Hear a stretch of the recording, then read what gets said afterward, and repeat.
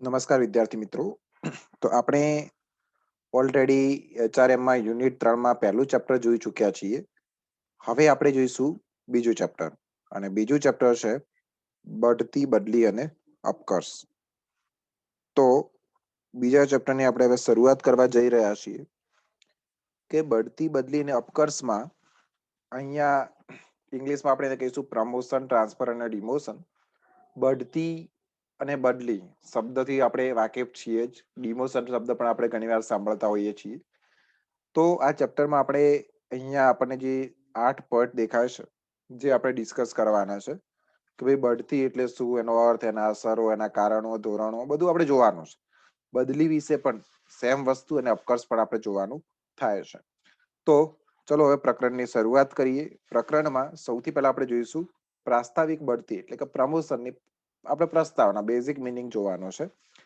તો હવે વિદ્યાર્થી મિત્રો આપણે વાંચીએ એમાં કે ભાઈ કર્મચારી સંચાલનનું કાર્ય કર્મચારીઓ મેળવવાનું તો છે જ, તે ઉપરાંત તેને નિભાવવાનું અને તેનો વિકાસ કરવાનું પણ છે.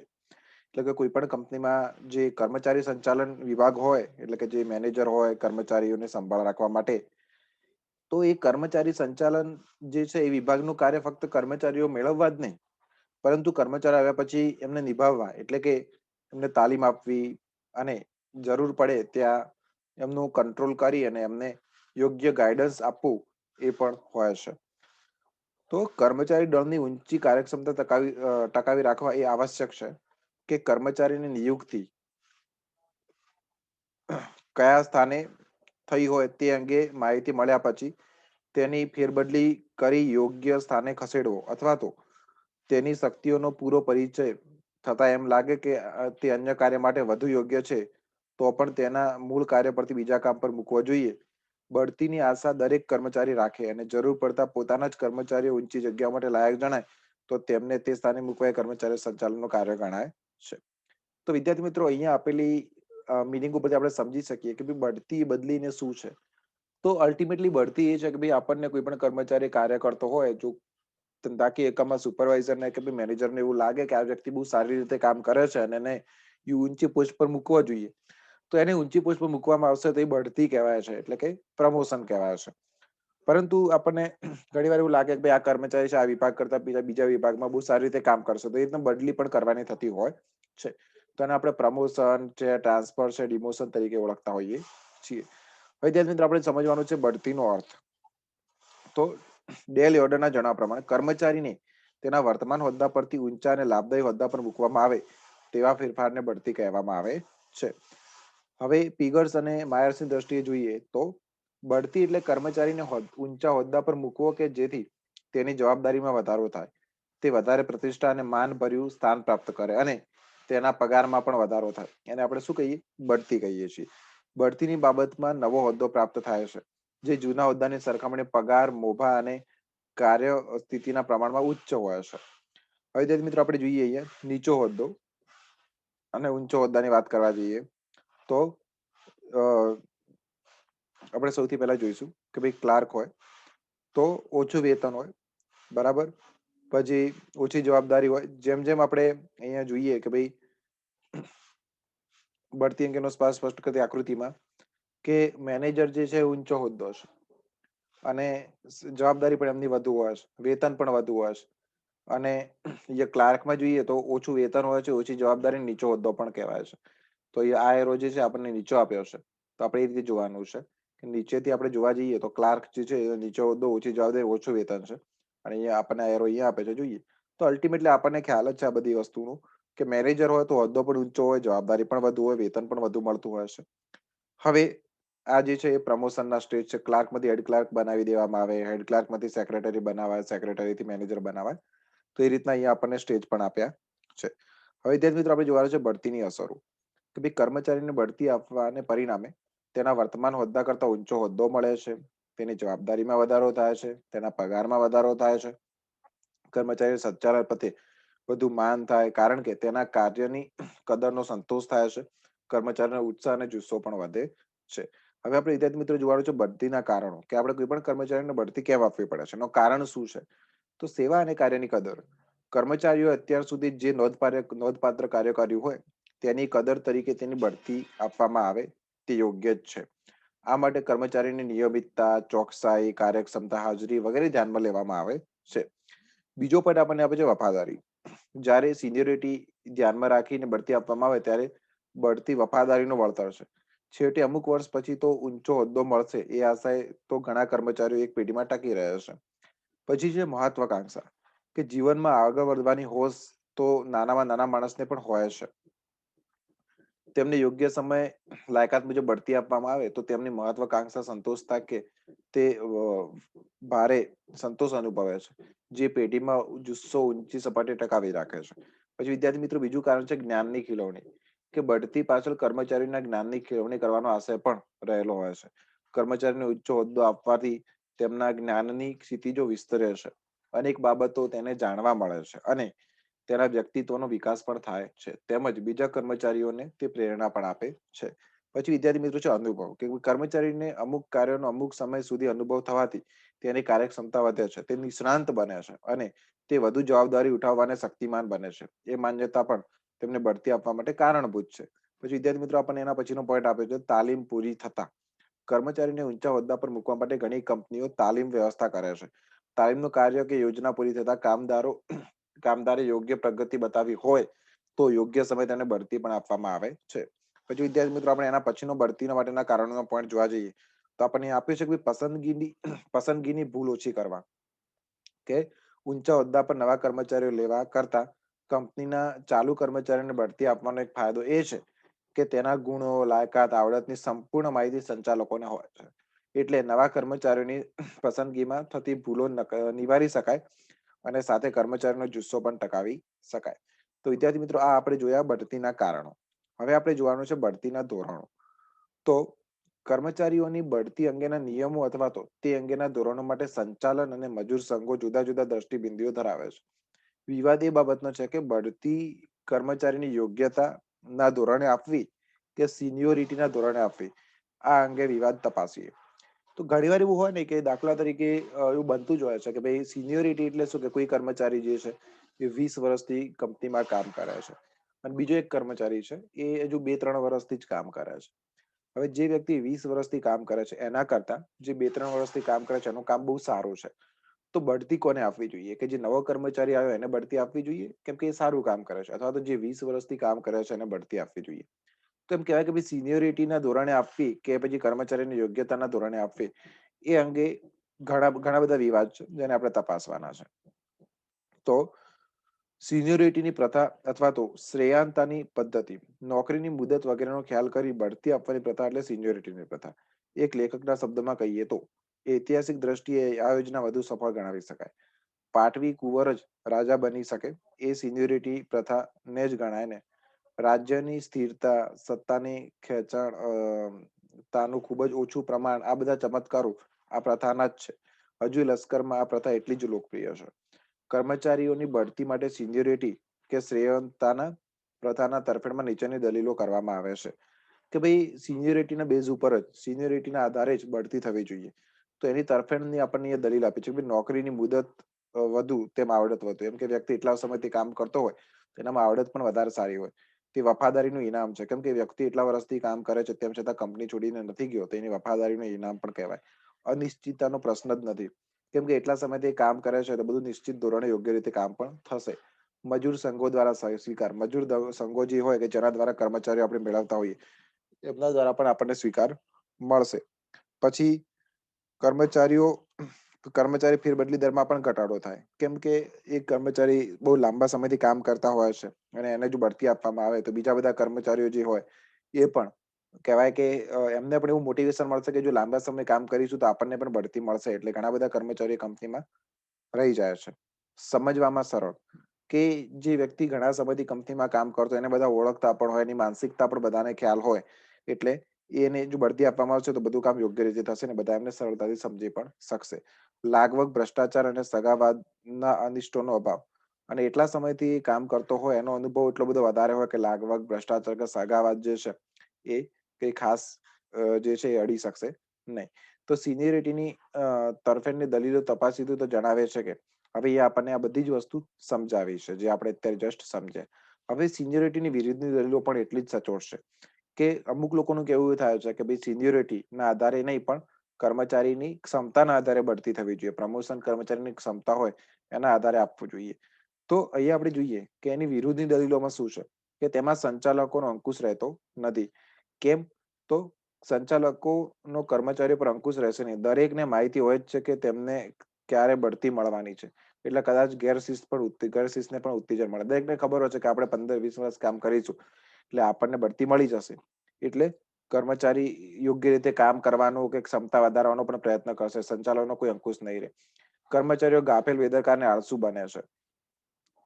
કર્મચારી કાર્યક્ષમતાની સિનિયોરિટી સાથે કોઈ ચોક્કસ સંબંધ છે એ માન્યતા તદ્દન સાચી નથી. ઉલટું પોતાને નિયમ મુજબ બઢતી મળવાની છે એ ખ્યાલે કર્મચારીઓ ગાફેલ, બેદરકાર અને આળસુ બને છે. કારણ કે એમને ખબર છે કે એમને બઢતી લેવા માટે સારું કામ કરવાની જરૂર નથી. સમય થશે એટલે એમને બઢતી મળી જ જવાની છે.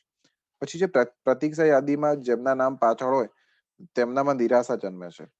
કે પ્રતીક્ષા યાદી શું? એટલે તમે ધોરણ 12માં ભણી જ ગયા છો. પ્રતીક્ષા યાદી એટલે તમે જ્યારે કર્મચારીઓને સિલેક્ટ કર્યા હોય અને પછી જેટલા જરૂરી છે એટલા જ કર્મચારી લીધા હોય, બાકીના પ્રતીક્ષા વેઇટિંગ લિસ્ટમાં રાખ્યા હોય, તે પ્રતીક્ષા યાદી છે. તો હવે બઢતી એવા લોકોને જ મળે કે જે લાંબા સમયથી કામ કરતા હોય. એટલે જે પ્રતીક્ષા યાદીમાં લોકો છે એમનામાં નિરાશા જન્મે છે. કારણ કે એમને કોઈ ચાન્સ મળતો નથી. કર્મચારીઓ વધુ અનુભવી ને સિનિયર તેમ આવડત વધુ એ સાચું નથી. કર્મચારી જેમ વધુ અનુભવી અને સિનિયર તેમ તેના આવડત વધુ હંમેશા સાચું હોતું નથી. પછી વિદ્યાર્થી મિત્રો, પાંચમી એની વિરુદ્ધની દલીલ એ છે કે કર્મચારીઓમાં સ્થિતિગતતાનું તત્વ દાખલ થાય છે. ઉત્પાદકતાની દ્રષ્ટિએ જોઈએ તો યોગ્યતાને જ મહત્વ આપવું જોઈએ. સિનિયોરિટીની પદ્ધતિથી કર્મચારીમાં સ્થગિતતાનું તત્વ દાખલ થાય છે અને વખત જતા કર્મચારીનો જુસ્સો પણ ઘટે છે. પછી છઠ્ઠી એની વિરુદ્ધની દલીલ એવી છે કે કર્મચારી યોગ્યતા અને આવડત સિદ્ધિઓ ધ્યાનમાં લેવાતી નથી. સિનિયોરિટીની પદ્ધતિમાં અનુભવનું મહત્વ વધુ અંકાય છે, જ્યારે કર્મચારીની યોગ્યતા, આવડત અને સિદ્ધિઓને ધ્યાનમાં લેવામાં આવતી નથી. તેથી તેજસ્વી વ્યક્તિને ઉચ્ચ બુદ્ધિ પ્રતિભા ધરાવનાર કર્મચારી એકમમાં રહેવાનું પસંદ કરતા નથી. એટલે સંચાલકો ફક્ત સિનિયોરિટીના ધોરણે બઢતી આપવા માંગતા નથી, પરંતુ યોગ્યતાને ધોરણે બઢતી આપનાર સંચાલકો તરફ મજૂર સંઘો શંકાની દ્રષ્ટિએ જોયા છે. તેમાં તેમને સંચાલકોની સત્તાનો દુરુપયોગ થતો જણાય છે. આપણે બઢતીના આધાર તરીકે યોગ્યતાની પણ છણાવટ કરી લઈએ. તો યોગ્યતાના ધોરણે બઢતી. હવે આપણને બીજું આપે છે, બી છે યોગ્યતાના ધોરણે બઢતી. કે ભાઈ કર્મચારી યોગ્યતાના ધોરણે જ બઢતી આપવી જોઈએ. સિનિયર જે સિટીઝન હોય, સિનિયર હોય તો સિનિયરતાના ધોરણે આપવી જોઈએ નહીં. તો યોગ્યતાના ધોરણે બઢતીમાં કર્મચારીની લાયકાત, આવડત, કૌશલ્યને ધ્યાનમાં રાખીને બઢતી આપવામાં આવે છે. કર્મચારી યોગ્યતા એટલે કે એબિલિટી એટલે કે તેમની કાર્યશક્તિ કે કાર્યપ્રમાણના આધારે જ બઢતી આપવી જોઈએ. યોગ્યતાની તરફેણની દલીલો કરવામાં આવે છે કે ભાઈ કર્મચારીની બઢતી માટે યોગ્યતા પ્રદાનની તરફેણમાં નીચેની દલીલો કરવામાં આવે છે.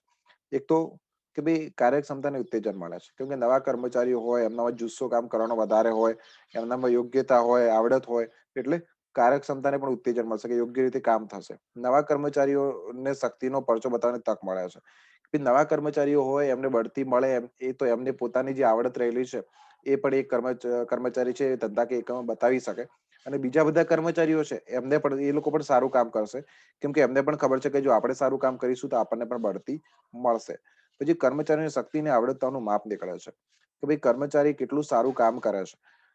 કે ભાઈ ગુણાંકનના ઉપયોગ દ્વારા કર્મચારીની શક્તિ અને આવડતનું માપ કાઢવું શક્ય છે.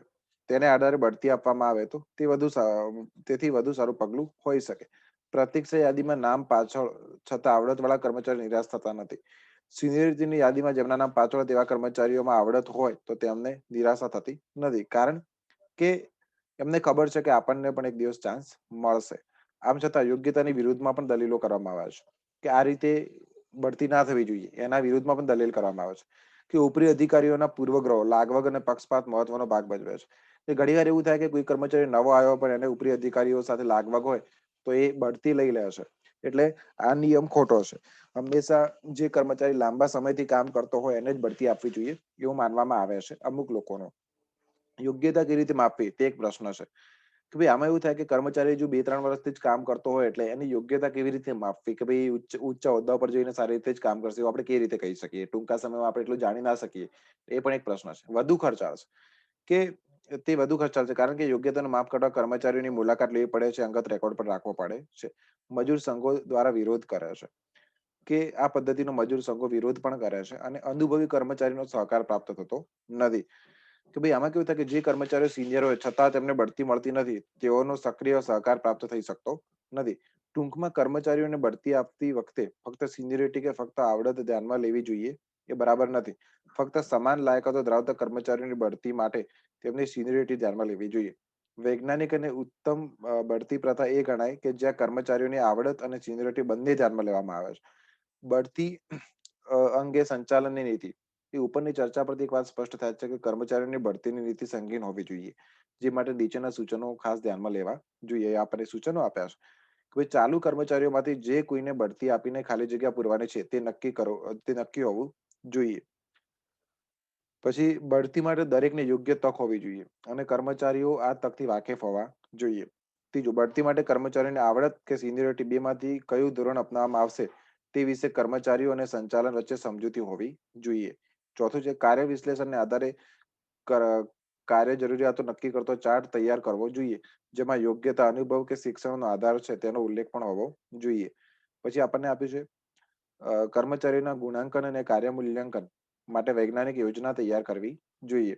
પછી કર્મચારીઓની બઢતી માટેની ભલામણો કયા પક્ષ તરફથી આવશે, ઉપરી અધિકારીઓ, વિભાગીય વડાઓ, તે વિભાગના સુપરવાઇઝરો કે ઉચ્ચ સંચાલન તરફથી કરવામાં આવશે તે પણ નક્કી કરવું જોઈએ. પછી સાતમું છે આપણને આપ્યું છે સજેશન કે બઢતી કસોટી રૂપે કે પ્રયોગતાત્મક રૂપે જ હોવી જોઈએ. જો કર્મચારી એ સમય દરમિયાન સફળ ન થાય તો તેને તેની પહેલાની જગ્યા પાછો મૂકવો જોઈએ. પછી બઢતી માટે જરૂરી તાલીમ યોજનાની જોગવાઈ રાખવી જોઈએ. બઢતીના પાયામાં ન્યાય હોવો જોઈએ.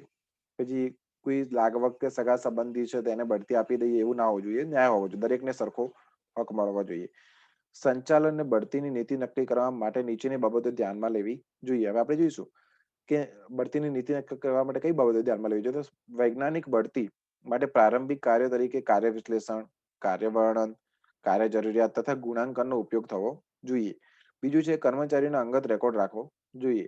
અને ત્રીજું છે વ્યવસ્થિત બઢતી કે કર્મચારીના વાર્ષિક અવલોકન સાથે ગાઢ સંપર્ક ધરાવતી હોવી જોઈએ. કામદાર જે કાર્ય કરતો હોય તે બરાબર કરે છે કે નહીં, તેની કાર્યક્ષમતામાં વધારો થયો છે કે નહીં, તે પોતાની ભૂલ સુધારે છે કે નહીં વગેરે બાબતો ઉલ્લેખ તેમાં કરવામાં આવે છે. હવે વિદ્યાર્થી મિત્રો આપણે જોવાનું છે બઢતીની અસરો. તો બઢતી સામાન્ય રીતે કર્મચારીઓને પ્રોત્સાહિત કરવા માટે આપવામાં આવે છે. તેથી સંગઠનની અનુભવી અને તાલીમ પામેલા કર્મચારીઓની જરૂરિયાત પણ સંતોષાય છે. જો કે કેટલીક વાર બઢતીની વિપરીત અસર પણ થાય છે. તો અહીં આપણે બઢતીને અનુકૂળ અને વિપરીત બંને અસરો તપાસીએ. સૌથી પહેલા વિદ્યાર્થી મિત્રો આપણે જોવાનું છે અનુકૂળ અસરો. તો કર્મચારીઓને આર્થિક ફાયદો થાય છે. સ્વાભાવિક રીતે જ બઢતી સાથે વેતન અને કામમાં વધારો થાય છે. તેથી કર્મચારીને પગાર વધારો મળે છે અને તેનો દરજ્જો સંગઠનમાં વધે છે. તેથી તેની મનોવૈજ્ઞાનિક અસરો પેઢી માટે અનુકૂળ છે. બીજું છે કર્મચારીનો જુસ્સો ઊંચો. જે સંગઠનમાં કર્મચારીને બઢતી મળવાની તક હોય તેવા કર્મચારીઓ ઉત્સાહથી કામ કરે છે, કારણ કે નિષ્ઠા અને પ્રમાણિકપણે કામ કરનારને જ બઢતી મળવાનું નક્કી હોય છે. કર્મચારીનો ઊંચો જુસ્સો કંપનીની કાર્યક્ષમતા વધારે છે. ત્રીજી અસર છે શિસ્તને ઉત્તેજન. કે ઉપરી અધિકારીની ભલામણના આધારે બઢતી મળવાની હોય, તાબેદારો હંમેશા ઉપરી અધિકારીઓના સૂચના અને હુકમોનું પાલન કરે છે, જે શિસ્તને ઉત્તેજન આપે છે. આ બાબત પણ કાર્યક્ષમતાને ઉત્તેજન આપે છે. ચોથું છે ઔદ્યોગિક શાંતિ. જે પેઢીમાં કર્મચારીને બઢતી મળતી હોય તે પેઢીમાં કર્મચારીઓ સંતુષ્ટ રહે છે, જે ઔદ્યોગિક શાંતિમાં પરિણમે છે. હડતાળોનું પ્રમાણ ઓછું રહે છે. પાંચમો પોઈન્ટ આપે છે કાર્યક્ષમ કર્મચારીઓની પ્રાપ્તિ. કે કર્મચારીને યોગ્ય સમય બઢતી મળતી હોય તો કોઈ કાર્યક્ષમ કર્મચારી તે પેઢી તરફ આકર્ષાય છે. તે પેઢીની સમગ્ર કાર્યક્ષમતા વધારે છે. પછી છઠ્ઠું છે મજૂર ફેરબદલી દરમાં ઘટાડો. કર્મચારી પોતે કામ કરતો હોય તે પેઢીમાં જ ભવિષ્યમાં ઊંચો હોદ્દો અને પગાર મળવાનો હોય તો સ્વાભાવિક રીતે જ તેઓ બીજે જવાનો વિચાર કરતા નથી. તેમનામાં વફાદારી જન્મે છે, જે પેઢી મજૂર ફેરબદલી દર પણ ઘટાડે છે. તો આ આપણે જોયું અનુકૂળ અસરો. વિદ્યાર્થીઓ આપણે જોવાનું છે પ્રતિકૂળ અસરો. તો આમ તો બઢતી ભાગ્યે જ પ્રતિકૂળ અસરો જન્માવે છે. તેમ છતાં તેનો અયોગ્ય અમલ નીચેની પ્રતિકૂળ અસરોને જન્મ આપે છે. કે ભાઈ કર્મચારીઓમાં અસંતોષ. જો બઢતીની નીતિ અયોગ્ય હોય તો જેમને બઢતી મળી નથી તેમનામાં અસંતોષ ફેલાય છે. કર્મચારીમાં પરસ્પર ઈર્ષા અને ઉત્તેજન મળે છે. બીજું છે અધિકારીઓની ખુશામત. કે જ્યારે ઉપરી અધિકારીની ભલામણના આધારે બઢતી આપવાની નીતિ અપનાવવામાં આવી હોય ત્યારે અધિકારીની બિનજરૂરી ખુશામત જોવા મળે છે. પછી ખર્ચમાં વધારો. જો ફક્ત કર્મચારીઓના સંતોષ ખાતર બઢતી આપવામાં આવતી હોય તો વધારાના પગારનો બિનજરૂરી બોજ પેઢી પર વધે છે. ફક્ત નિયત કરેલ જગ્યા પર જ બઢતી આપવાથી આ રીતે ખર્ચ વધતો નથી, પરંતુ તેમાં બઢતીની તકો ઘટે છે. અને ચોથો આપણને પોઈન્ટ આપ્યો છે તાલીમ ખર્ચમાં વધારો, કે ભાઈ કર્મચારીને ઊંચા હોદ્દા માટે તૈયાર કરવા તેમને તાલીમ આપવી પડે છે, આપવી અનિવાર્ય છે. તેથી તાલીમ ખર્ચનો બોજ પેઢીઓ ઉઠાવવો પડે છે. તો વિદ્યાર્થી મિત્રો, આ આપણે સંપૂર્ણ જે થિયરી છે એ બઢતી માટે જોઈ. હવે આપણે જોઈશું બદલી. કે બદલી એટલે ટ્રાન્સફર, અને ટ્રાન્સફર શું છે એને આપણે ડીપમાં સમજીશું. બદલીનો અર્થ કર્મચારીઓને તેમની જવાબદારી કે વેતનમાં કોઈ ખાસ ફેરફાર કર્યા વગર એક હોદ્દા પરથી બીજા હોદ્દા પર મૂકવામાં આવે તેને બદલી કહેવાય છે. કર્મચારીઓની શક્તિનો સમતોલ અને મહત્તમ ઉપયોગ કરવાના ઉદ્દેશથી કર્મચારીને એક હોદ્દા પરથી બીજા હોદ્દા પર બદલવામાં આવે છે. છતાં તેની સત્તા, ફરજો, જવાબદારી કે વેતનમાં કોઈ ખાસ ફેરફાર થતો નથી. હવે બદલીના કારણો. બદલી શું છે? આપણને ખબર છે કે ભાઈ કર્મચારીને એક હોદ્દા પરથી બીજા હોદ્દા પર મૂકવામાં તો આવે, પરંતુ એની સત્તા છે, જવાબદારી છે, વેતન છે, બધું ખાસ કરીને કોઈ ખાસ ફેરફાર થતો નથી, સમાન જ રહેતો હોય છે. બદલીના કારણો. કર્મચારીની બદલીના મુખ્ય કારણો નીચે પ્રમાણે છે. તો અહીંયા આપણે બદલીના કારણો આપ્યું છે. તો વિભાગની જરૂરિયાત પૂરી કરવી, કે દાખલા તરીકે કોઈ વિભાગમાં જરૂરિયાત છે અને આ વિભાગમાં કોઈ વધારાનો કર્મચારી છે તો ત્યાં બદલી કરી શકાય. ધંધાની પુનઃરચના થાય ત્યારે. પછી અયોગ્ય ભરતીની અસર દૂર કરવા માટે. કાર્યમાં વિવિધતા લાવવા માટે. બદલાતી શારીરિક સ્થિતિને અનુકૂળ થવા માટે. કર્મચારીને કુશળ બનાવવા માટે અને ઉપાચત અટકાવવા માટે. તો જોઈએ કે વિભાગની જરૂરિયાત પૂરી કરવી. એકમના કોઈ એક વિભાગ કે કારખાનામાં કોઈ માણસની અછત હોય તો તે પૂર્વ બીજા વિભાગમાંથી કર્મચારીઓ મૂકવામાં આવે છે, ધંધાની પુનઃરચના થાય ત્યારે. એટલે કે ધંધાની પુનર્વ્યવસ્થા થાય ત્યારે એક વિભાગના કર્મચારીઓ જરૂર કરતા વધુ જણાવે તો તેમને બીજા વિભાગમાં મૂકવામાં આવે છે. પછી અયોગ્ય ભરતીની અસર દૂર કરવા માટે. કર્મચારીની પ્રાથમિક નિયુક્તિ અયોગ્ય રીતે થઈ હોય તો તેની બદલી અનિવાર્ય ગણાય. યોગ્ય વ્યક્તિને યોગ્ય પદ પર મૂકવા માટે બદલી જરૂરી બને છે. પછી કાર્યમાં વિવિધતા લાવવા. કર્મચારી એક સરખા કામથી કંટાળે તે દેખીતું છે, એટલે થોડે સમય આવી પરિસ્થિતિમાં તપાસ કરતા જરૂર લાગે ત્યાં કર્મચારીને કામની ફેરબદલી કરવાની આવશ્યક જણાય છે. પછી બદલાતી શારીરિક સ્થિતિને અનુકૂળ થવા. કે કર્મચારીની શારીરિક સ્થિતિમાં ફેરફાર થાય, દાખલા તરીકે અકસ્માતથી પગ કપાઈ ગયો હોય તો તેની ખામીને ધ્યાનમાં રાખીને તેને બીજી યોગ્ય જગ્યા આપવામાં આવે છે. પછી કર્મચારીને કુશળ બનાવવા, કે પેઢીના જુદા જુદા કાર્યો અને જુદા જુદા વિભાગોથી દરેક કર્મચારી પરિચિત રહે તે માટે પણ બદલી જરૂરી બને છે. પછી ઉપાચત અટકાવવા માટે. એટલે કે કેટલાક વિભાગો એવા છે કે જ્યાં કર્મચારીઓ માટે ઉપાચત કે લાંચ લેવાની તકો હોય છે. તેથી આવા પદ પર થોડા થોડા સમયના અંતરે કર્મચારીને બદલી કરવામાં આવે છે. હવે ત્રીજો પણ વિદ્યાર્થી મિત્રો આપણે જોવાનું છે બદલી અંગે સંચાલનની નીતિ. કે બદલી અંગે સંચાલનની સંગીન નીતિ ઘડવી જોઈએ, જેમાં બદલીના નીચેના લક્ષણોનો સમાવેશ થાય છે. તો આપણે જોઈશું બદલીની નીતિ સ્પષ્ટ હોવી જોઈએ. ક્યારે, કયા સંજોગોમાં અને શા માટે બદલી કરવાની છે તે પણ સ્પષ્ટ દર્શાવવું જોઈએ. યોગ્ય કારણ વગર બદલી કરી શકાય નહીં. ત્રીજું છે એકમના જુદા જુદા કાર્યો, હોદ્દાઓ, જરૂરિયાતો વિશે સંપૂર્ણ માહિતી અને અહેવાલો પણ રાખવા જોઈએ. બદલી શિક્ષાત્મક ન હોવી જોઈએ, એટલે કે કોઈને પનિશમેન્ટમાં બદલી ના આપવી જોઈએ, નહીં તો કર્મચારીમાં અસંતોષ થશે. એકમના દરેક વિભાગની વિનંતીનો સ્વીકાર કરવો જોઈએ. બદલીને કારણે કર્મચારીને અસંતોષ થવો જોઈએ નહીં. પછી કર્મચારી પ્રત્યેના પૂર્વગ્રહથી અથવા તો કાર્યક્ષમતા નાની પહોંચાડે એવા કોઈ કારણસર બદલી ન થવી જોઈએ. બદલી ન્યાયના ધોરણે હોવી જોઈએ. પછી વિદ્યાર્થી મિત્રો આપણે જોવાનું છે બદલી જ્યારે એક શહેરમાંથી બીજા શહેરમાં કરવામાં આવે ત્યારે કર્મચારીને અંગત સગવડનો પણ વિચાર કરવો જોઈએ. એમ કે એને રહેવાનું, એના બાળકોના અભ્યાસનો, દરેક વસ્તુનો એક વિચાર કરવો જોઈએ. પછી જો બદલી અણગમતી હોય તો ક્રમ પ્રમાણે થોડા થોડા સમય માટે જુદી જુદી વ્યક્તિની બદલી કરવી જોઈએ. હવે વિદ્યાર્થી મિત્રો આપણે જોવાનું છે બદલીની અસરો. તો બઢતીની જેમ જ બદલીની પણ અસરો બે પ્રકારની હોઈ શકે, અનુકૂળ અને પ્રતિકૂળ. તો હવે આપણે જોઈશું બદલીની અસરો. તો બદલીની અસરોમાં વિદ્યાર્થી જોઈએ સૌથી પહેલા આપણે જોઈશું અનુકૂળ અસરો. અયોગ્ય પસંદગીની પ્રતિકૂળ અસર દૂર થાય, યોગ્ય વ્યક્તિને યોગ્ય કામ પર મૂકવામાં આવે છે, એના માટે આપણે બદલી કરવી પડે છે. બદલીના કારણે કર્મચારી પેઢીના વિવિધ કાર્યોથી પરિચિત થતો હોવાથી તેની કુશળતા વધે છે. પછી કર્મચારીની નીરસતામાં ઘટાડો થાય છે. એક જ પ્રકારની એકવિધતાથી કર્મચારી થતો કંટાળો દૂર થાય છે. પછી જે જગ્યા પર ઉપાચતની કે લાંચની શક્યતા હોય તે જગ્યા પર વખતો વખત બદલી કરવાથી ઉપાચતની શક્યતા ઘટે છે. પછી બદલી કરવાથી જુદા જુદા વિભાગોના કાર્ય બોજમાં સમતુલા આવે છે. હવે એની પ્રતિકૂળ અસરો જોઈશું કે કર્મચારીઓ દરેક પ્રકારની બદલી સહર્ષ સ્વીકારી લેશે એમ કહી શકાય નહીં. ઘણીવાર કર્મચારીઓ બદલીનો વિરોધ પણ કરે છે. બીજું, વારંવાર બદલીથી જુદા જુદા વિભાગના કાર્યોમાં ખલેલ પહોંચે છે અને કર્મચારી પણ નવા નવા વાતાવરણ સાથે અનુકૂળ થઈ શકતો નથી.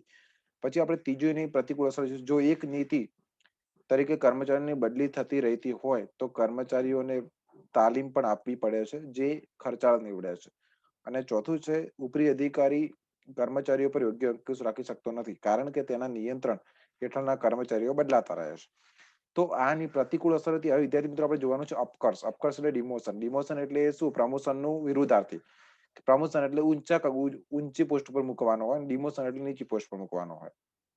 તો કર્મચારી સંચાલકને અપ્રિય બનાવે એવું પણ એક કાર્ય તેને કરવાનું છે.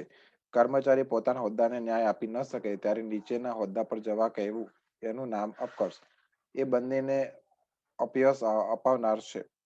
જ્યારે કર્મચારીઓને તેમના વર્તમાન હોદ્દા પરથી ઓછી સત્તા તથા ઓછા લાભો મળે તેવા નીચલા હોદ્દા પર મૂકવામાં આવે ત્યારે તેને અપકર્ષ કહેવાય છે. અપકર્ષના કારણો. અપકર્ષનું પગલું નીચેના સંજોગોમાં લેવાય છે.